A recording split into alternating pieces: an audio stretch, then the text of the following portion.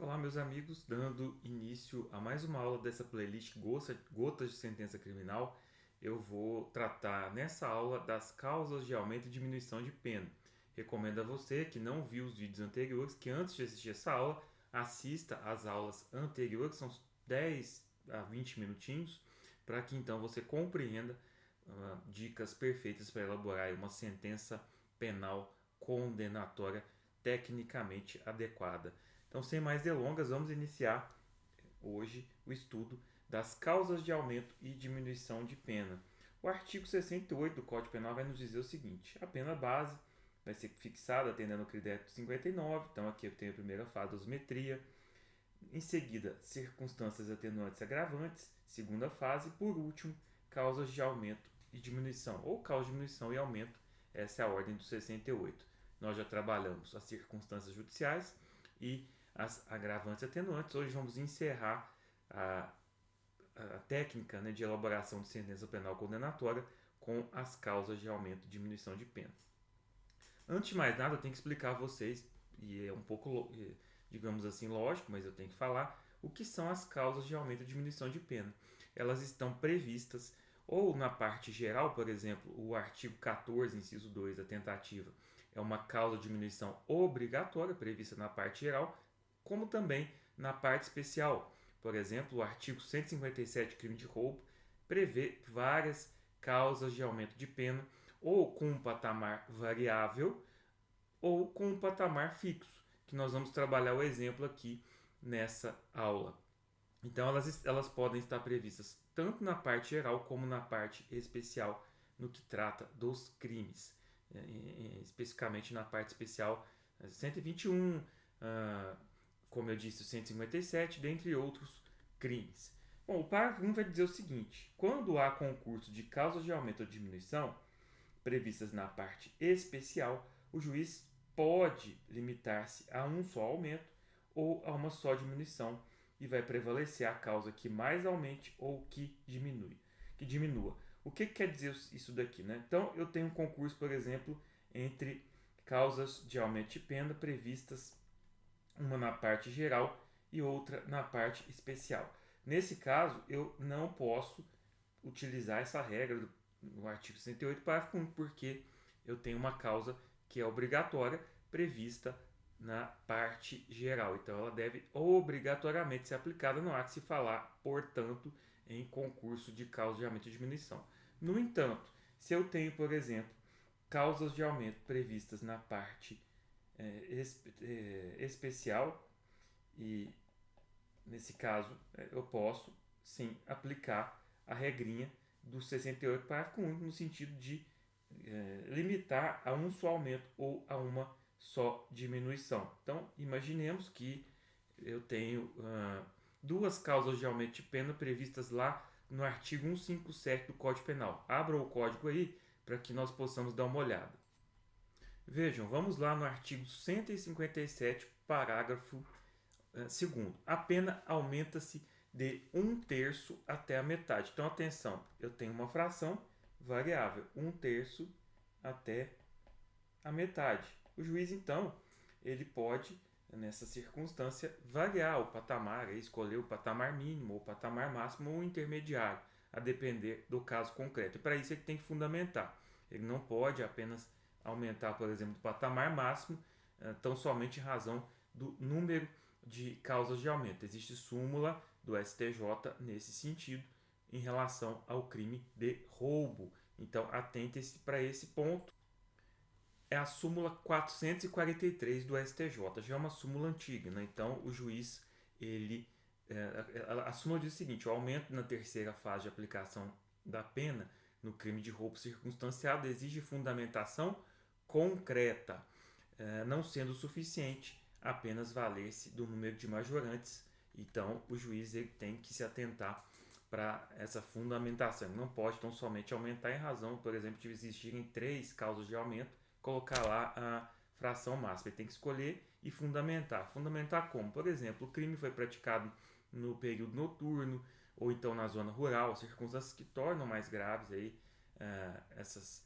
a prática desse crime. Então o juiz pode elevar, majorar a aplicação da pena. Então, voltando aqui, ó, um terço até a metade. Vamos imaginar que existam, então, duas causas para aumento de pena, nesse caso aqui do roubo, que o réu praticou o crime em concurso de duas ou mais pessoas, que é o parágrafo 2º, lá do 157, e que ele manteve a vítima em seu poder, restringindo a sua liberdade. Eu tenho, então, duas causas de aumento de pena previstas na parte especial. O juiz, segundo o artigo 69, parágrafo 1 do Código Penal, pode se limitar a aplicar um só aumento ou uma só diminuição. Nesse caso, aumento que eu estou trabalhando, se fosse em causa de diminuição também, o juiz poderia se ater a apenas uma diminuição, mas aí vai prevalecer a causa que mais aumenta ou que mais diminua.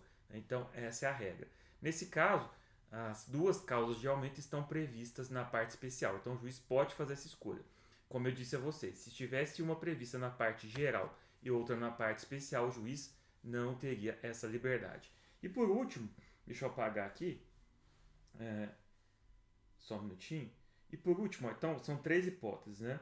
Vamos pensar aqui causas de aumento, previstas parte geral, parte especial, o juiz não pode aplicar a regrinha. Causa de aumento ou de diminuição também, né? Previstas na parte especial, aí o juiz pode aplicar essa regrinha. E por último, causa de aumento ou causa de diminuição, previstas ambas na parte geral, logicamente o juiz não pode aplicar a regrinha do 68, parágrafo único. Então, atente-se para essa questão que envolve o concurso de causa de aumento e diminuição de pena, porque é uma circunstância diversa do concurso de agravantes e atenuantes previsto lá no artigo 67 do Código Penal. Bom, traçadas essas balizas, vamos então analisar como que ficaria, em um caso concreto, a fixação da pena, observando-se nesse contexto uma causa de aumento de pena, que eu vou trabalhar aqui um caso hipotético. Imaginemos um crime de roubo, né? Eu já trabalhei com vocês as circunstâncias judiciais e as agravantes e atenuantes. Então, só recapitulando, né?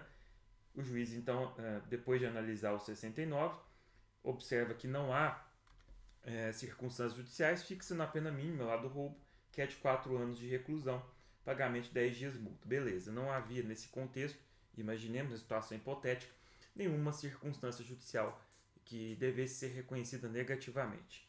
Na segunda fase, que nós já trabalhamos também na aula anterior, o juiz verificou que o réu é reincidente, então agravante do 61, inciso 1. No entanto, ele reconheceu a confissão. Vamos supor que o réu confessou a prática do crime de roubo. Eu disse a vocês que as duas circunstâncias são preponderantes, então elas podem ser compensadas e por isso, então, o juiz deixa de agravar ou atenuar a pena na segunda fase. E por último, o que nos importa agora, terceira fase, vamos supor que concorre aqui a causa de aumento de pena prevista no 157, parágrafo 2º-A do Código Penal. Essa causa de aumento de pena é a violência ou ameaça exercida com emprego de arma de fogo. Fração fixa de 2/3 está lá no 157, parágrafo 2º-A. O juiz então vai elevar a pena, que é a pena base de 4 anos, em 2/3, majorando ela, aumentando ela para 6 anos, 8 meses de reclusão e 17 dias multa. Só fazer a conta, né? 4 anos mais 2/3. Isso aí vai encontrar essa pena. Porque aqui nesse caso não houve majoração da pena nem na primeira e nem na segunda fase. Bom, passando adiante, o juiz tem que fixar o valor do dia multa, né? Dos dias multa. Eu considerei aqui também situação hipotética que não há circunstâncias para determinar a majoração e geralmente não vai haver. O juiz pode ir lá fazer isso com base no Código Penal, majorar, por exemplo, o valor do dia multa, mas geralmente a sentença não traz um dado nesse sentido. Se trouxer, o candidato faz aí a majoração com base no Código Penal, lá no seu artigo 49. No artigo 49, ele diz que o valor do dia multa vai ser fixado pelo juiz, não pode ser inferior a 1/30 do maior salário mensal vigente ao tempo do fato, nem superior a 5 vezes esse salário. Só que o artigo 60, ele traz alguns critérios especiais da pena de multa. ele vai dizer que ela deve atender à situação econômica do réu e que ela pode ser aumentada até o triplo se o juiz considera naquele caso que, em razão da situação econômica do réu, ela vai ser ineficaz, embora aplicada ao máximo, que está previsto lá no artigo 49. Então o juiz pode fazer isso, mas tem que existir no processo dados concretos da situação econômica do réu. Imaginemos aí que exista algum dado informando que o réu possui um patrimônio considerável, sei lá, de 10 milhões de reais. Então o juiz pode fixar no patamar máximo e fazer essa elevação com base nesse dado concreto. Mas aqui no caso que eu trouxe para vocês, não há, vamos imaginar que não há esse dado, então o juiz vai fixar no mínimo legal e tem que colocar um 1/3 salário mínimo. Feito isso, então o juiz vai fixar a pena definitiva, que é aquela que nós já trabalhamos, aí tem que analisar a possibilidade ou não do concurso de crimes. Então, se existir concurso de crimes, depois de terminar a dosimetria lá na terceira fase, o juiz faz o concurso de crimes, chega na pena definitiva, né, faz o cálculo dos dias multa e aí passa a fundamentar normalmente o restante. Né? Bom, feito isso, então o juiz tem que fixar o regime, aqui considerando que ele é reincidente, circunstâncias judiciais. Ficou errado, né? Porque elas foram favoráveis. Então vamos tirar isso aqui, ó. Reincidência do réu, fixou o regime fechado. Vamos imaginar que foi reincidência específica. Que aí fundamenta tranquilo. Por quê? A reincidência que não é específica, ela pode permitir, nesse contexto, que o regime seja... aliás, não. Nesse caso, não tem nada a ver. Né? O regime tem que ser o fechado mesmo. Então, é reincidente, regime fechado. A reincidência que não é específica é para fim de substituição de pena. Esqueçam aí, né? Então o regime é o fechado mesmo. Só tira essa parte aqui, que na verdade eu não considerei as circunstâncias judiciais negativamente. Também, ó, incabível substituição aqui sim, tem que dizer, né, que embora não seja reincidência específica, as circunstâncias não são favoráveis à substituição, enfim, que não é socialmente recomendável e também não é possível a suspensão condicional, porque a quantidade é superior ao patamar legal. Bom, gente, feito isso, o juiz então tem que manifestar a respeito da manutenção da prisão ou da concessão ou da revogação, na verdade, da prisão preventiva. Vamos supor que o réu está preso. Aqui eu considerei que o risco concreto de reiteração, né, porque ele é reincidente, detrimento da ordem pública, evidencia o modo de agir, o perigo que causa a sociedade e outros fundamentos expressa a decisão, mantendo a preventiva. Então, não há que se fundamentar muito, porque já existe uma fundamentação anterior. Se o juiz decide manter, o réu respondeu preso durante todo o processo, ele só realça essa circunstância. Espécie de mandado de prisão, tem que fazer outro mandado, né, porque agora foi foram renovados os motivos que ensejaram a prisão do réu, muito embora eles foram apenas ratificados, né, mas houve uma determinação de prisão, agora com sentença, embora possa ser recorrível, né? Guia de execução provisória, porque pode ser que, nesse caso, ele tenha direito à progressão de regime. Execução provisória, então, somente em benefício do réu. Então, a guia de execução provisória é para verificar se ele pode, por exemplo, progredir para o regime semiaberto. Se ele não estivesse preso, aí tem que aguardar a guia de execução definitiva. Não pode se expedir guia de execução provisória de réu solto, né? Porque o STF já pacificou esse tema, já pacificou essa questão. Depois as disposições finais, transitado e julgado, a secretaria tem que mandar a decisão para os dados estatísticos, né? Artigo 809, comunicar ao juiz eleitoral, lançar o nome do réu nos rol dos culpados. Essa determinação, alguns juízes entendem que não mais observa a Constituição, outros entendem que sim. Então, o candidato tem que observar como que o examinador faz nos seus acórdãos. Geralmente, o Ricardo Schmidt, por exemplo, entende que permanece essa necessidade do rol dos culpados e que não há inconstitucionalidade. Guias de execução definitiva, depois de transitado e julgado, aí mesmo que for réu solto, pode expedir, né? Transitou julgado, tem que cumprir a pena.